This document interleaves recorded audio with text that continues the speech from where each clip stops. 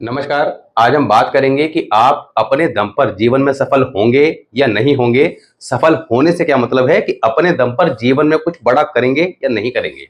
Second, करेंगे तो कब तक सफलता मिलेगी, कब करेंगे, किस एज में जाके करेंगे। दूसरा, एक कुंडली का विश्लेषण करेंगे। कुंडली के विश्लेषण में इन सज्जन व्यक्ति ने बहुत सारे कमेंट लगातार पिछले कुछ वीडियो से डाल रहे हैं। मेरे ख्याल से अगर एक वीडियो के अंदर 60-70 कमेंट हैं तो उसमें 8-10 इन्हीं के होंगे। इन्होंने अपनी और लड़की दोनों की कुंडली की डिटेल वहां पर भेजी है और साथ ही इन्होंने प्रश्न किया है कि ये उस लड़की से अटैच हैं, प्यार करते हैं, मगर इनके पेरेंट्स शादी को लेकर राजी नहीं हैं। पेरेंट्स कहते हैं कि लड़की की कुंडली दिखाई है तो देयर इज सम इश्यू की लड़ाई झगड़े की स्थिति के योग बन रहे हैं। तो इन्होंने लड़का और लड़की दोनों की कुंडली भेजी थी, मगर हमने सिर्फ लड़की की कुंडली को लिया है, लड़की की कुंडली नहीं देखी। क्यों नहीं ली? क्योंकि यहां पर अगर लड़के की कुंडली में योग है हैप्पीली मैरिड लाइफ के, तो डेफिनेटली लड़की की कुंडली में भी होंगे। अगर लड़की की कुंडली में इनके फादर कह रहे हैं कि देयर इज इश्यू, तो definitely the same issue can be seen in इनके लड़के की कुंडली में भी होंगे। प्रॉब्लम लड़के की कुंडली में भी होगी। तो यहां पर लड़ाई झगड़े की स्थिति के लिए सबसे पहले तो आप ये देखें कि आपके खुद के बच्चे की कुंडली में क्या योग हैं, किस तरह की चैलेंजेस उसको मिलेंगे, लाइफ पार्टनर उसको जो भी मिलेगा, इस लड़की की बात नहीं है, जो भी मिलेगा वो किस तरह का होगा, तो उस बारे में बात करेंगे। और ट्रीटमेंट क्या करना है, अगर प्रॉब्लम है भी तो उसका टाइमली ट्रीटमेंट करें। अदरवाइज आप जितने मर्जी कुंडली देख लेना, अगर लड़के की कुंडली में योग है कि लाइफ पार्टनर ऐसा मिलेगा या लेट फॉर एग्जांपल गुस्से वाला मिलेगा, तो जितने भी रिश्ते आएंगे सारी लड़कियां गुस्से वाली होंगी, उसको आएंगे नहीं। और जो कोई ऐसा होगा रिश्ता कि लड़की की कुंडली ठीक होगी या नेचर वाइज अच्छी होगी, तो उससे शादी नहीं होगी, बात नहीं बनेगी। ये 100% तय है। अगर प्रॉब्लम इधर है तो उधर भी निश्चित तौर पर मिलेगी। कभी भी ऐसा नहीं होता कि एक की कुंडली के है कि मैरिड लाइफ बहुत हैप्पीली रहेगी और दूसरी के साथ बहुत खराब रहेगी, ऐसा कभी नहीं होता। साथ ही आप लोगों से एक सजेशन चाहिए कि आज जो टॉपिक लेना चाह रहे थे, वो टॉपिक ये लेना चाह रहे थे, बेसिकली लिया कुछ और है, लेना ये चाह रहे थे कि आपको प्लैनेट्स के बारे में, क्योंकि नॉर्मली सिंपल सा खेल है कुंडली को समझने का, कि आपको कुंडली के 9 ग्रह के प्लेसमेंट के बारे में पूर्णतः जानकारी हो। अब पूर्णतः जानकारी का मतलब हम लोग गलती कहां करते हैं कि भाई अपनी कुंडली चेक करते हैं कि मेरा चंद्रमा अगर कुंडली के फर्स्ट हाउस में है तो फर्स्ट हाउस के चंद्रमा के रिजल्ट पढ़ लिए, मगर हमें चंद्रमा के 12 ही घरों के रिजल्ट पता होने चाहिए। क्योंकि आपकी लगन कुंडली में बेशक वो वर्ष फल में हो, मगर वो लगन कुंडली में फर्स्ट हाउस में हो, मगर वर्ष फल में तो वो अलग अलग हाउस में हर साल मूव हो गई होगा। तो आपको जो रिजल्ट हैं उस साल जिस भी हाउस में प्लैनेट का प्लेसमेंट होगा उसके अकॉर्डिंग देखने को मिलेंगे। मगर सबसे इंपॉर्टेंट चीज क्या है, कुंडली देखते हुए या प्लैनेट को समझते हुए 3 चीजें काम करती हैं। नंबर 1, प्लैनेट के प्लेसमेंट के अकॉर्डिंग प्रेडिक्शन। सेकंड होता है उसके लिए करना क्या है, यानी कि प्लेसमेंट अच्छा है या खराब है। प्लैनेट के अच्छे या खराब को देखने के लिए बहुत सारे रूल अप्लाई करने होते हैं। कि किसी का चंद्रमा पहले घर में है तो नॉर्मली पहले घर का चंद्रमा अच्छा माना जाता है, मगर ग्रामर के जब हम रूल अप्लाई करते हैं तो वो चंद्रमा खराब भी हो सकता है। खराब होगा तो क्या प्रॉब्लम देगा, अच्छा होगा तो क्या रिजल्ट देगा, ये एक अलग विषय हो गया। मगर अगर लगन कुंडली में है, अच्छा है या खराब है, या वर्ष फल में आ जाए पहले घर में या किसी भी हाउस में, अगर वहां पर वो अच्छा या खराब है हमें चेक करना नहीं आता, मगर फाइनली हमारा ये साल अच्छा चला जाए, या अगर लगन कुंडली प्लैनेट कोई खराब बैठा है तो उसको कैसे अच्छा किया जाए ताकि वो जीवन में अपनी दशा अंतरदशा या अपने पर्टिकुलर टाइम पीरियड में अच्छे रिजल्ट दे।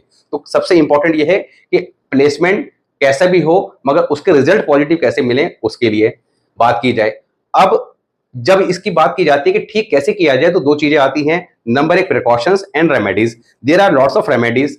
अगर कुंडली के फॉर एग्जांपल प्रथम भाव में चंद्रमा ही है तो उसके लिए सबसे पहले क्या काम नहीं करने।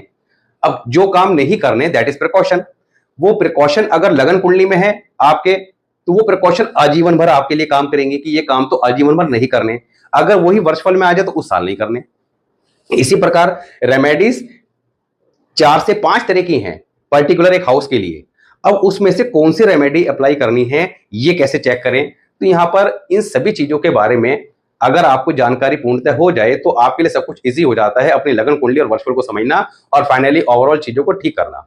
अगर आप अपने 9 प्लैनेट्स को मैनेज करना सीख जाते हैं या कुंडली में कौन सा अच्छा कौन सा खराब है, तो ये सारी बातें हमने पहले कर रखी हैं। तो इस टॉपिक को थोड़ा सा अलग तरीके से और डिटेल में लेने का मन है, मगर यहां पर प्रिडिक्शन और प्रिकॉशन रेमेडीज सबको एक ही वीडियो में लेना दैट इज नॉट पॉसिबल। कारण क्या है कि फिर वो काफी ज्यादा लेंथी हो जाता है।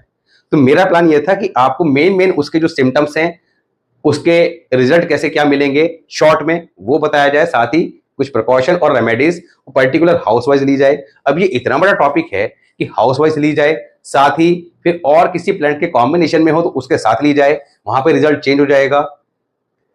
अगर कोई कॉम्बिनेशन आपकी कुंडली में बना हुआ है तो उसके रिजल्ट भी आपको हाउस वाइज अलग अलग देखने को मिलेंगे। ऐसा नहीं है कि आपकी कुंडली में सूर्य और बृहस्पति एक साथ हैं तो कुछ कॉमन रिजल्ट तो उसके हर हाउस में मिलेंगे, कुछ रिजल्ट कॉमन होंगे जो हर हाउस में मिलेंगे, मगर कुंडली के 12 ही घरों में जब ये कॉम्बिनेशन अलग अलग हाउस में मूव करेगा, वर्षफल में, लगन कुंडली में जैसे, तो वहां पर उसकी प्रोटेक्शन भी चेंज होती चली जाएगी।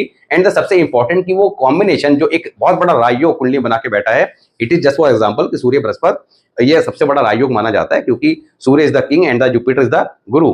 तो गुरु और राजा दोनों एक साथ बैठकर कुंडली के मोस्ट पावरफुल प्लैनेट हैं, तो ये एक बहुत बड़ा राजयोग बनता है। तो इस राजयोग के बेनिफिट कैसे उठाने हैं, बहुत सारे चार्ट जब हम देखते हैं तो वहां पे प्रॉब्लम कहाँ आती है कि राजयोग बना हुआ होता है मगर उस जातक को जीवन भर उस राजयोग का बेनिफिट नहीं मिल पाता। तो आप लोग अपना सुझाव कमेंट बॉक्स में दीजिएगा, उसके आधार पर ही नेक्स्ट वीडियो को प्लान करेंगे। या और कोई भी आपका सुझाव हो पर्टिकुलर, क्योंकि बहुत सारे लोग कहते हैं कि वर्षफल को लेके चलिए। देखिए वर्षफल का जो टॉपिक है वो बहुत ही डिफरेंट है और बहुत ही लेंदी है, उसको भी लेके चलेंगे और बहुत जल्दी स्टार्ट करेंगे और उसको इतना डिटेल में बता देंगे कि आप एग्जैक्टली पिन पॉइंट प्रेडिक्शन दे पाओगे या समझ पाओगे कि मेरे वर्षफल में अगर ये प्लैनेट पर्टिकुलर इस हाउस में इस साल आ रहा है तो उस साल क्या क्या रिजल्ट वो देगा, पॉजिटिव या नेगेटिव जो भी देगा वो किस तरह से देगा आप समझ जाएंगे, और पर्टिकुलर किस मंथ में देगा ये भी समझ जाएंगे, तो उसकी बात भी करेंगे। मगर अभी जिसकी बात करी है कि प्रिडिक्शन और प्रिकॉशन एंड रेमेडीज, इनमें से किसको जो है ज्यादा प्रायोरिटी दी जाए, तो इसके लिए आप कमेंट बॉक्स में अपनी एडवाइस दीजिएगा, तो उसको विचार करके ही नेक्स्ट वीडियो में लेके चलेंगे। तो आज हम बात कर रहे हैं कि जातक अपने दम पर जीवन में सफल होगा या नहीं होगा, ये कैसे तय करें और कब तक होगा। तो देखिए बहुत सिंपल सा फॉर्मूला है। कुंडली के अंदर लगन जो होता है, कुंडली का सबसे महत्वपूर्ण हाउस होता है लगन। आप सभी को पता है कि कुंडली का ये फर्स्ट हाउस दैट इज लगन। लगन यहाँ पर किसी भी राशि का हो सकता है, हर एक की कुंडली में अलग अलग। जैसे यहाँ पर ये कुंडली जो है मेष लगन की है तो यहाँ पर 1 नंबर लिखा है, तो यहाँ पर 1 से 12 तक कोई भी हो सकता है। इससे मतलब नहीं है, मतलब क्या है कि लगन आपका कितना पावरफुल है। अब पावरफुल चेक करने के तरीके क्या हैं उसकी बात करेंगे, साथ ही अगर पावरफुल नहीं है तो उसको पावरफुल करना कैसे है उसकी बात करेंगे। तो यहां पर आपको पता है कि अष्टवर्ग के बारे में पीछे हमने बात करी थी। अष्टवर्ग के अंदर किसी भी हाउस के लिए एवरेज जो पॉइंट हैं वो कितने रहते हैं आपका 56। अब यहां पर 28 पॉइंट जो हैं उसको माना गया है कि जैसे 100 में से 50 नंबर मिल गए, यानी कि एवरेज पॉइंट है, ना खराब है ना अच्छे हैं, मगर जितने ज्यादा उसके अंदर पॉइंट होंगे उतना ज्यादा वो हाउस पावरफुल होता चला जाएगा। तो यहां पर अगर 28 से ज्यादा 29, 30, 31, 32, 33, 34, किसी के 40 होते, किसी के 45 भी देखें, तो जितने ज्यादा वहां पर पॉइंट मिले होंगे तो आप निश्चित तौर पर इस बात को समझ जाइए कि ये जातक जितने ज्यादा पॉइंट है अपने दम पर जीवन में कुछ बड़ा अवश्य करेगा, और जितने ज्यादा पॉइंट होंगे उतना बड़ा करेगा। सेकंड बात कि अगर पॉइंट कम है, भाई किसी के 20 पॉइंट हैं और ये फॉर्मूला लगा देते तो वो सर पकड़ के बैठ गया कि अरे साहब मेरे तो बच्चे के 20 पॉइंट है, ये मेरे खुद के हैं तो मैं जीवन में कुछ करूंगा नहीं, ऐसा नहीं है। ठीक है, नेचुरली आप जो चीजें लेके पैदा हुए हैं, मगर उसको पावरफुल कैसे करना है उसके लिए बहुत सारी चीजें होती हैं कि भाई लग्नेश कहाँ बैठा है उसको पावरफुल किया जाए। मगर आपको एक सिंपल सा फॉर्मूला बता दें कि आप सभी को जिसके लगन के अंदर ज्यादा पॉइंट हैं वो भी और जिसके कम है वो भी हनुमान चालीसा का नियमित पाठ अवश्य करना चाहिए। इससे होगा क्या, और हनुमान चालीसा ही क्यों, क्योंकि जब भी हम कुंडली की बात करते हैं तो आज के समय में भी और पहले भी, आजकल मैं देख रहा हूं कि बहुत सारे एस्ट्रोलॉजर जो है कालपुरुष कुंडली की बात करना स्टार्ट कर दिए हैं, और हम लोग शुरू से ही कालपुरुष कुंडली पर बेस्ड ही बात करते आए हैं। तो कालपुरुष कुंडली के अकॉर्डिंग मेष राशि पहले घर में आती है, तो नेचुरल लगन के जो लॉर्ड हैं वो मंगल हैं। नेचुरल लगन के जो लॉर्ड हैं मंगल हैं, और मंगल को बैलेंस करने का, शुभ रखने का सबसे बढ़िया फॉर्मूला क्या है, हनुमान चालीसा। इसका रेगुलर पाठ करने से क्या होगा, ग्रेजुअली मंगल कुंडली में अच्छा हो खराब है तो ग्रेजुअली ठीक होगा, अच्छा है तो और अच्छा हो जाएगा, और जैसे मंगल पावरफुल होता चला जाएगा आपका लगन जो है वो पावरफुल होगा। लगन पावरफुल होगा तो लगन क्या है, हमारा शरीर, तो शरीर के अंदर एनर्जी लेवल बढ़ेगा, क्योंकि जहां तक अपने दम पर जीवन में कुछ भी सफल कब होगा, जब उसका शरीर पूर्ण रूप से स्वस्थ होगा, एनर्जेटिक होगा, तभी तो कुछ करेगा। शरीर साथ नहीं देगा तो क्या करेगा, कुछ भी नहीं करेगा। तो यहाँ पर हनुमान चालीसा का नियमित पाठ अवश्य करना चाहिए, अपने बच्चों को भी आदत डालिए। साथ ही कब तक करेगा, तो यहाँ पर ये आपके होरोस्कोप है, इसको आप ऐसे डिवाइड कर दीजिए। अगर कुंडली के नीचे के जो हाउसेस हैं, जैसे 5, 6, 7, 8, 9, इन हाउसेस में प्लैनेट हैं ज्यादा, 9 में से आपके 5 या 6 ग्रह यहां पर हैं, तो आप ये मान के चलिए कि आपके जीवन के सेकंड पार्ट में जाकर जातक को सफलता मिलेगी। उससे पहले क्या रहेगा, अप्स एंड डाउन रह सकते हैं, स्ट्रगल रह सकता है, और डिपेंड करता है कुंडली में और पोजीशन की वजह से। मगर नॉर्मली आप उसको क्या कहेंगे कि जातक जीवन में सफल कब होगा, जीवन के सेकंड पार्ट में। अगर ऊपर की तरफ है तो आप कह सकते हैं कि जीवन के स्टार्टिंग में ही उसको सफलता मिलनी शुरू हो जाएगी। अच्छा, हालांकि ये माना जाता है कि अगर ऊपर की साइड में हो तो अच्छा है, क्योंकि सफलता अगर स्टार्टिंग मिल जाती है तो जातक आगे जाके उन चीजों को प्लान कर लेता है इजीली, कैसे मैनेज करना है। सफलता बाद में मिलती है, इसका मतलब यह है कि पहले क्या रहेगा, स्ट्रगल रहेगा, थोड़ा सा समस्या रहेगी जीवन के अंदर, बाद में जाकर सफलता मिलेगी। तो यहां पर आपको समझ में आ गया कि कुंडली के अंदर अपने दम पर कुछ बड़ा कैसे करेगा, कैसे चेक करना है, सफलता कब मिलेगी कैसे चेक करना है, और अगर कुछ बड़ा करने के योग नहीं है तो उन योग को क्रिएट कैसे करना है, दैट इज इंपॉर्टेंट। दूसरा, अब यहां पर इस कुंडली की बात करते हैं। अंश, इनकी डिटेल है, अंश नाम है, और इनकी डिटेल है 29 जून 1996, 2:32 सुबह के, और जन्म स्थान है दिल्ली। तो इन्होंने अपना प्रश्न जो किया है, इन्होंने लिखा है, मेरा मन बहुत परेशान है, 1 साल से एक लड़की से रिश्ता है, उससे प्यार करता हूं, घर वालों को बताया तो पंडित जी ने कुंडली देख के मना कर दिया, बोला शादी के बाद लड़ाई होगी। पापा ने रिश्ता रोक दिया, लड़की 31 की है, मैं कमिटमेंट नहीं दे पा रहा, इसी वजह से वो भी परेशान है, और हमें अक्सर लड़ाई हो रही है, कृपया मार्गदर्शन करें। अब यहां पर हो क्या रहा है कि आधी अधूरी जानकारी के अभाव में लोग बाग परेशान हैं। हम लोग कच्चा लालच करते हैं, खुद तो सीखने का प्रयास करते नहीं हैं, और ढंग की जगह से कंसल्टेशन लेते नहीं हैं। आपको लगेगा कि शायद मैं कंसल्टेशन लेने के लिए प्रमोट कर रहा हूं, देखिए मेरा काम बेसिकली आप लोगों को सही जानकारी देना है। और अगर आप में से जो लोग भी लगातार, बहुत सारे लोगों के मैसेज या कमेंट्स आते हैं, तो वो लोग कहते हैं, आप पिछले कमेंट्स में आप अगर पढ़ेंगे तो बहुत सारे लोग ऐसे हैं जो प्रोफेशनल एस्ट्रोलॉजी करते थे या नहीं भी करते थे, मगर उन्होंने स्टार्टिंग से वीडियो देख के नोट्स बनाए, तो वो 6 महीने साल भर के अंदर इतनी परफेक्टली प्रेडिक्शन देना स्टार्ट कर दिया कि अब तक वो जो पिछले 20 साल से पढ़ के नहीं दे पाए थे, मतलब इतने इंपॉर्टेंट जानकारी आपको यहाँ पर दी जा रही है। तो आप लोग स्वयं सीखें, क्योंकि ये चीजें आपके जीवन में सदैव काम आएंगी, आपके जीवन में आएगी, अपने बच्चों के जीवन को समझ पाएंगे और उनको आगे कैसे ठीक रखना है इस बात को समझ पाएंगे। क्योंकि कुंडली में हर एक के प्रॉब्लम भगवान ने देके भेजी है, चाहे भगवान खुद ही इस धरती पे है तो उनकी कुंडली भी बन गई ऑटोमेटिक, और प्रॉब्लम वहां भी लिखी गई। तो यहाँ पर इन्होंने कहा कि भाई ये लड़की से इनका अफेयर है, पंडित जी ने कुंडली देख के मना कर दिया कि लड़की की कुंडली प्रॉब्लम है और लड़ाई होगी, पापा ने मना कर दिया। अब यहां पर लड़की की कुंडली पे आ जाते हैं।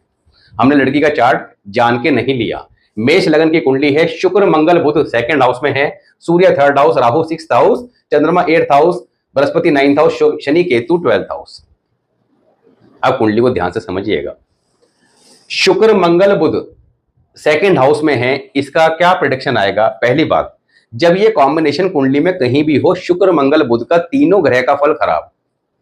शुक्र क्या है, मैरिड लाइफ, मंगल क्या है, मांगलिक कार्य, और बुध क्या है, आपका हमारा दिमाग, बहन बेटी बुआ, तीनों में प्रॉब्लम। अब इसको कैसे आप प्रेडिक्ट करोगे।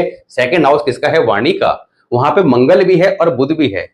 बुध क्या है, हमारी कन्विंसिंग पावर। ऐसे जातक की कन्विंसिंग पावर अच्छी होती है, मीठा बोलकर अपना काम निकलवाने में एक्सपर्ट होते हैं। मगर बुध जो है वो किससे मिलके बना है, बृहस्पति और राहु से। तो यानी कि इनडायरेक्टली राहु भी सेकंड हाउस में है, तो वाणी के अंदर दोष भी उत्पन्न करेगा। ऐसे जातक को जब गुस्सा आता है तो सामने वाले को खरी खोटी सुना देते हैं। मंगल भी सेकंड हाउस में है, मंगल भी क्या है, एग्रेशन है।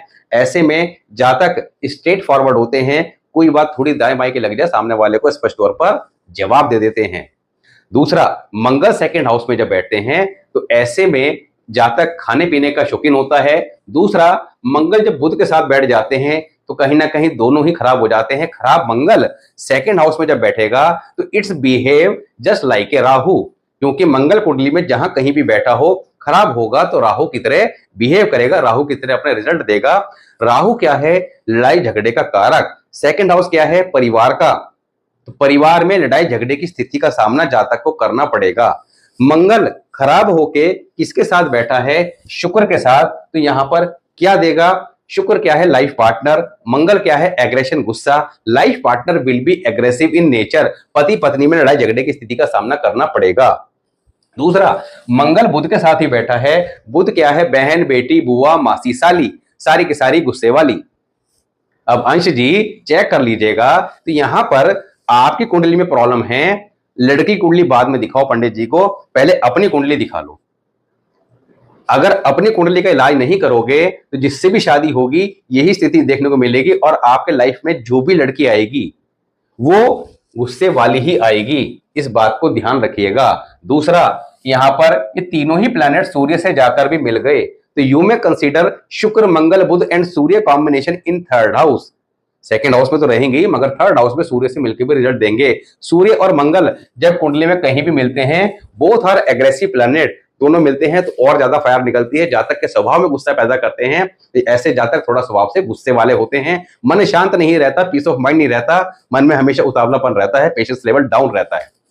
ऐसे जातक की अगर बात करें तो लाइफ पार्टनर गुस्से वाला भी, और सूर्य क्या है? ईगो, तो थोड़ा ईगोस्टिक भी मिलेगा। तो उस लड़की को छोड़ दीजिए, उस लड़की कुंडली में भी सेम प्रॉब्लम मिलेगी जिससे भी आपकी शादी होगी। तो ट्रीटमेंट उस लड़की की कुंडली से भी होगा, ट्रीटमेंट आपकी कुंडली से भी होगा। तो यहाँ पर जीवन को ठीक करने के लिए जैसे बताया जा रहा है वैसे कीजिएगा, निश्चित तौर पर जीवन ठीक चलेगा, किसी प्रकार के लड़ाई झगड़े नहीं होंगे, सभी परेशानियों से बचे रहोगे। दूसरा, राहु यहाँ पर कहां बैठे? सिक्स्थ हाउस में। शुक्र, मंगल, बुध की दृष्टि कहां आ रही है? सिक्स्थ हाउस पे, अकॉर्डिंग टू लाल किताब के दृष्टि के कॉन्सेप्ट से। वैदिक के अकॉर्डिंग नहीं आती है, लाल किताब के दृष्टि कॉन्सेप्ट से आती है और परफेक्टली काम करती है। तो यहां पर शुक्र, मंगल, बुध जाके किससे मिल जाएंगे? राहु के साथ। तो शुक्र के साथ जब राहु मिलेगा, मंगल और शुक्र पहले ही खराब होकर बैठे थे, राहु जात में बीच में और आ गया तो परेशानी देगा ही देगा। दूसरा, चंद्रमा कहां बैठा है? एट्थ हाउस में। चंद्रमा जब कुंडली में वीक हो जाता है तो उस कुंडली के अंदर राहु कंट्रोल से बाहर हो जाता है, क्योंकि चंद्रमा क्या है? पेशेंस लेवल, और राहु क्या है? मन में आने वाले विचार। जिसका पेशेंस लेवल ही डाउन रहेगा उसके मन के अंदर विचार हावी हो जाएंगे, यानी कि राहु हावी हो जाएगा और लाइफ के अंदर ट्रबल क्रिएट करेगा। चंद्रमा एट्थ हाउस, जातक कि एजुकेशन में प्रॉब्लम रहती है, या तो जातक की एजुकेशन अच्छी चलती है या मदर के हेल्थ इशू। अगर एजुकेशन ठीक है तो मदर के हेल्थ इशू परेशान करते हैं। चंद्रमा एट्थ हाउस, जातक की एजुकेशन में या तो कोई ब्रेक आता है, सब्जेक्ट चेंज होता है, मदर के हेल्थ इशू परेशान करते हैं। ऐसे जातक को अपनी मदर के साथ नहीं रहना चाहिए, मगर ये रहेंगे मदर के साथ ही और मदर के हेल्थ इशू परेशान करेंगे। बृहस्पति क्यों रहेंगे? बृहस्पति कहां बैठे हैं? नाइन्थ हाउस में। These people are obedient child just like a Shravan Kumar. ये अपने माता पिता की आज्ञा का पालन करने वाले होते हैं, ये उनकी बात को टालते नहीं है, और यही इनकी परेशानी का कारण है, क्योंकि ये माता पिता की बात टाल नहीं सकते। उधर कमिटमेंट करके वहां बैठ गए लड़की के साथ, उसको मना नहीं कर सकते, परेशान खुद है। शनि केतु आपका कहां बैठे हैं? ट्वेल्थ हाउस में। ट्वेल्थ हाउस में बैठे हैं। अब यहां पर बड़े ध्यान से समझिएगा, सूर्य थर्ड हाउस में दृष्टि डाल रहा है बृहस्पति पर। यू में कंसीडर सूर्य और बृहस्पति कॉम्बिनेशन इन हॉरोस्कोप। सूर्य और बृहस्पति जब मिलेंगे तो क्या करेंगे? बृहस्पति घर के बुजुर्ग, सूर्य क्या है? गवर्नमेंट घर का कोई व्यक्ति जो है गवर्नमेंट जॉब में देखने को मिलेगा या रहा होगा। दूसरा, जातक का भाग्योदय कब होगा? After the birth of male child, मगर मेल चाइल्ड आसानी से होगा नहीं। अब स्टोरी आ जाओ मेल चाइल्ड की। मेल चाइल्ड किससे देखा जाता है? केतु से। केतु कहां बैठ गया? शनि के साथ। शनि क्या है? दुख का देवता। केतु क्या है? हमारी औलाद, यानी कि औलाद का दुख या औलाद से दुखी। यहाँ पर संतान को लेकर भी चिंता परेशानी की स्थिति का सामना करना पड़ेगा। यहाँ पर चीजों को समय रहते समझने का फायदा क्या है कि आप उनको रेमेडी करके टाइम से आगे होने वाले चैलेंजेस को कंट्रोल कर सके, रोक सके। करना क्या है? ध्यान से समझिए। ये लगन कुंडली है, वर्षफल है। लगन कुंडली के उपाय सदैव किए जाएंगे, वर्षफल के उपाय वर्षफल के अनुसार किए जाएंगे। चांदी की ठोस गोली चांदी की चेन में डालकर सोमवार के दिन अपने गले में धारण करें। दूसरा, 50 ग्राम का चांदी का कड़ा सीधे हाथ में पहन लें। तीसरा, घर में एक ब्लैक डॉग या ब्राउन कलर का डॉग सदैव पाल कर रखें। संतान सुख में जो कमी आपके बाय बर्थ लिखी हुई है, उस कमी को दूर करने के लिए और साथ ही फाइनेंस को भी अच्छा करने के लिए। डॉग को घर की छत पे नहीं बांधना। डॉग की अगर मृत्यु हो जाए या घर से भाग जाए तो 40 दिन में दूसरा लेके आना है, इस बात का ध्यान रखें।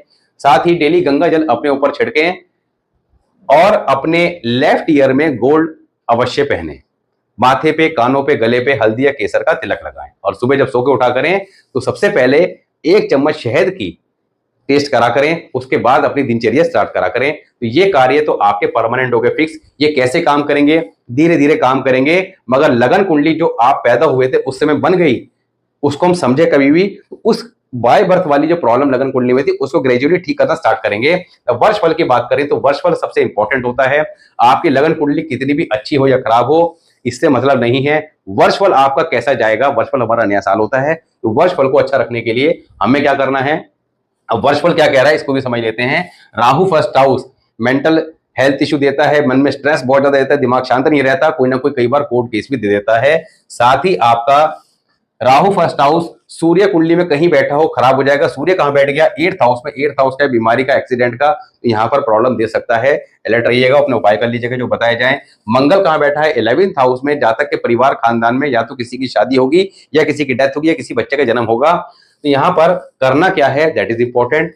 नंबर 1, गले में आपको बता दिया चांदी की चैन। दूसरा, एक काले रंग का छाता। वर्षफल के उपाय, एक काले रंग का छाता, 4 बूंदी के लड्डू महीने में एक बार या 2 महीने में एक बार बुधवार के दिन किसी स्वीपर को देते रहिएगा। एवरी संडे 1 किलो गेहूं और साथ में थोड़ा गुड़ मंदिर में देके आना है। शुक्रवार को दही और कपूर मंदिर में देना है। और महीने में एक बार क्या करना है?